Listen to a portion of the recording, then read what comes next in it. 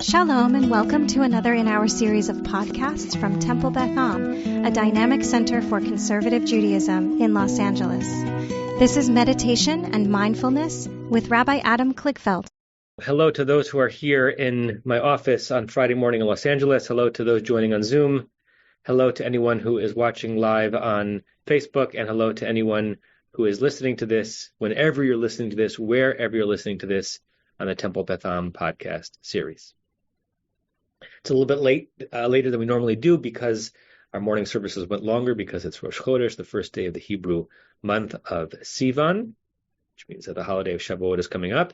And if you've been with me for some or many of my meditations as we've moved towards this point in the Jewish calendar, you know that I've been focusing on the Omer and the overlay of the Hasidic, the Kabbalistic overlay of the Omer.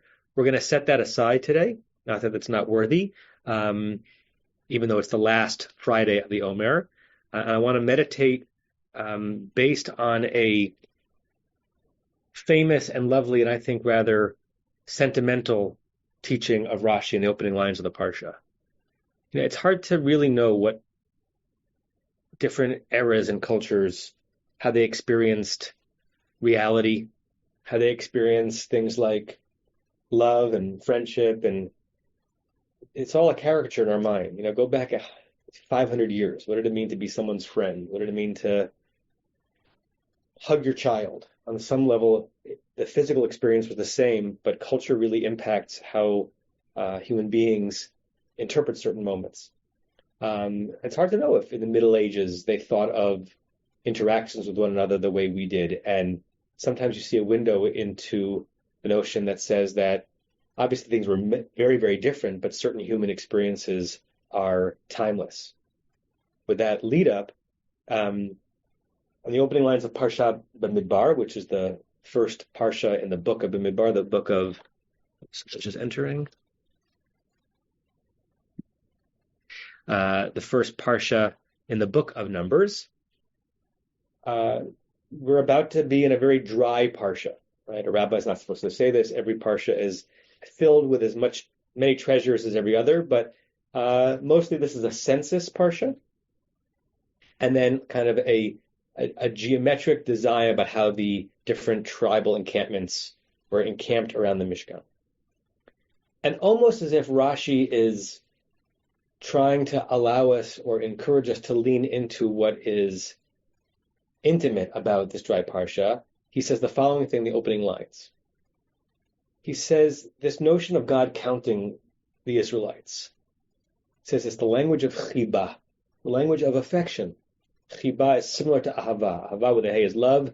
Chiba with a chet means affection or intimate desire. And he says, what's going on here? This is not the first time that God has counted the Israelites. It's not even the second time that God has counted the Israelites. It's the third time, depending on how you count, that what we imagine to be an omniscient God who knows all still is tasking Moshe or Moshe and Aaron to do a firm counting of who's there. Once when they were leaving Egypt, once after the golden calf, and once now as the Mishkan, the tabernacle, has been built, and God is going to come spend time inside it. And what Rashi says is that you count the ones you love, even when you already know the answer. Right? There are many parents in the room. You probably can remember when you've looked around your Shabbat table and kind of taken in every one single member of your family, even though you know how many there are, but there's something about setting your eyes on that and setting your heart on that. And Rashi says God counted the Israelites as they left Egypt so that God was reminding God's self the exact number of people that God was going to be in relationship with. God counts them even after the sin of the golden calf to say, you guys messed up, but I still love you and I want to know how many you are. And now I'm about to come visit you in the Mishkan. How many of you are going to be there and greet me and be in relationship with me? So Rashi turns this dry, repetitive section of 74,362 people from the tribe of Reuben, not an exact number, I made that up, and this number of people from the tribe of Gad. This is God, look, this is God, G-O-D, not G-A-D, looking at all of the people arrayed and saying, I'm your God, I'm your God, I'm your God, I'm your God, I'm your God. You're in relationship with me. You're in relationship with me. What a blessing it is to be a God to this people. So I want us to linger on that, putting ourselves, as it were, in the God position, not because we should think of ourselves as divine, but we also have perhaps a holy task that we don't do enough, which is to count and to take account of through the prism of chiba, through affection. What does it mean to really pay attention to everyone who's in your inner circle and know who they are, know where they are, and know how they are? And if you don't know how they are, maybe it's time to count and check in.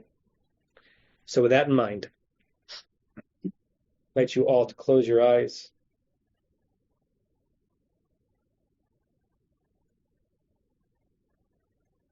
Allow yourself to sink into this moment.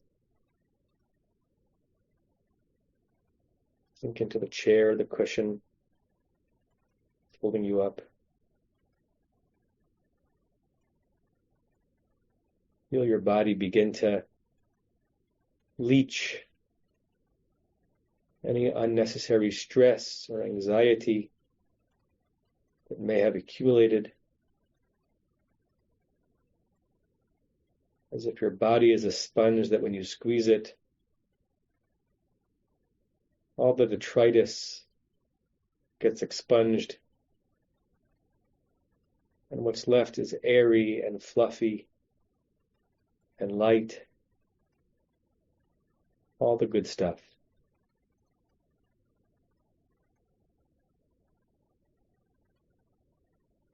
And even if that sensation doesn't last, cannot last, in the moment it could feel like a tremendous unburdening.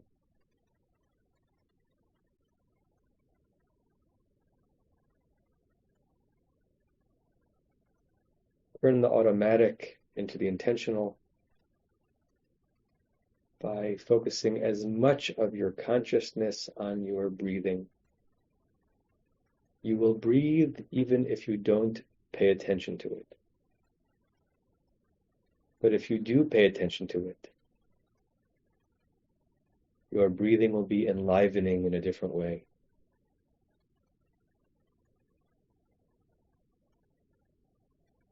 Sense the feeling of the air coming through your nostrils, in through your nose.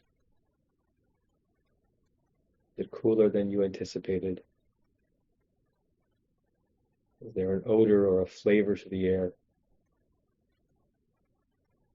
How does it feel when it enters your lungs? And feel the air coming out, that carbon dioxide that you expel, your body getting rid of everything it doesn't need. Is it warmer than the air that came in? Can you almost trace it in your mind, the particles that you exhale, how they expand in the space that you're in, and so that you and the air around you are in a symbiotic relationship of exchange.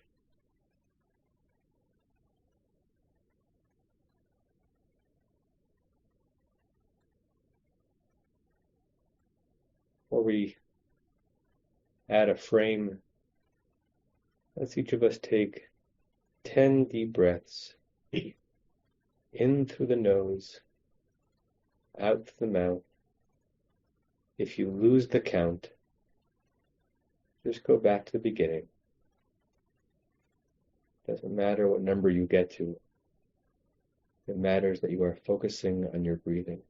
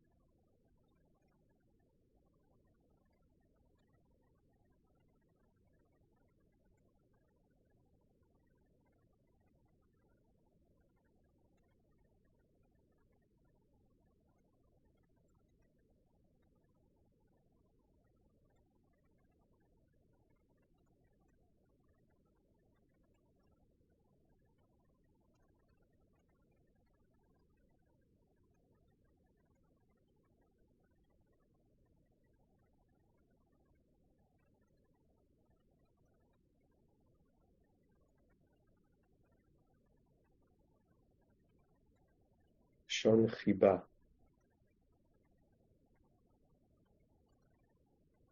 Counting those closest to you with love and affection. Lashon Chiba. Counting when you already know the number. But by counting, each one becomes more dear to you.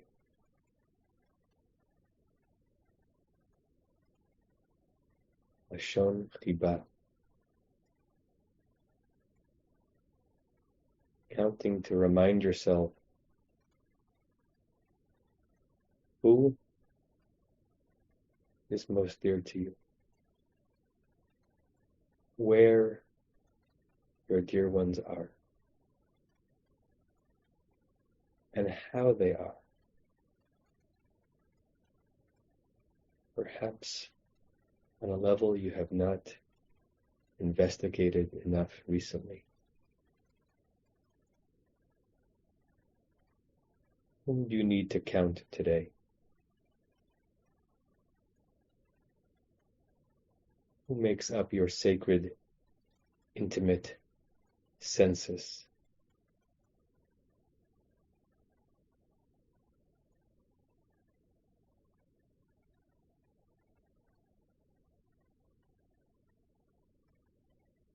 Do you know for sure who they are, where they are, how they are?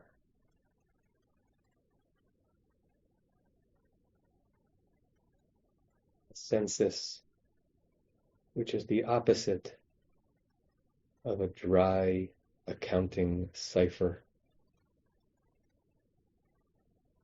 A census as an expression of the most devoted and tender affection.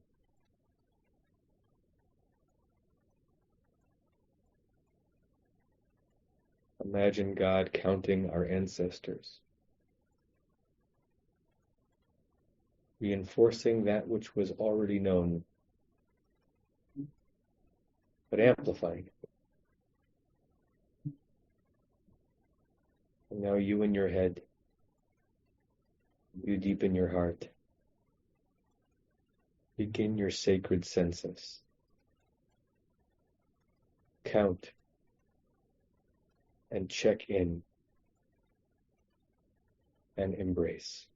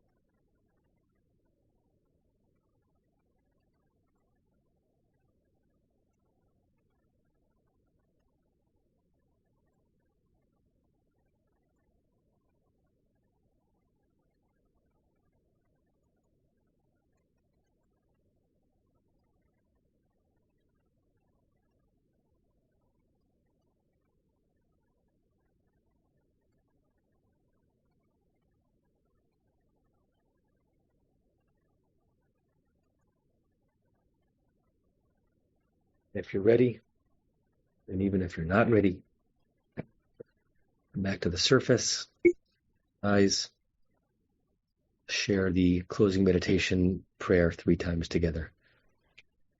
May we and all beings have happiness in the causes of happiness. May we all be free of suffering in the causes of suffering. May we all experience true happiness that has no taint of suffering. May we live in great equanimity, free from burdening attachment to loved ones and contempt for others, but rather with compassion for all. May we and all beings have happiness in the causes of happiness. May we all be free of suffering in the causes of suffering. May we all experience true happiness that has no taint of suffering. May we live in great equanimity, free from burdening attachment to loved ones and contempt for others, but rather with compassion for all. May we and all beings have happiness in the causes of happiness. May we all be free of suffering in the causes of suffering. May we all experience true happiness that has no taint of suffering. May we live in great equanimity, free from burdening attachment to loved ones and contempt for others, but rather with compassion for all. Wish you all a shalom, and a Shabbat shalom, and a Chodesh Tov, a happy new month, and a namaste, and see you soon, and go count your loved ones. You have been listening to another in our series of podcasts from Temple Beth Am, a dynamic center for conservative Judaism in Los Angeles.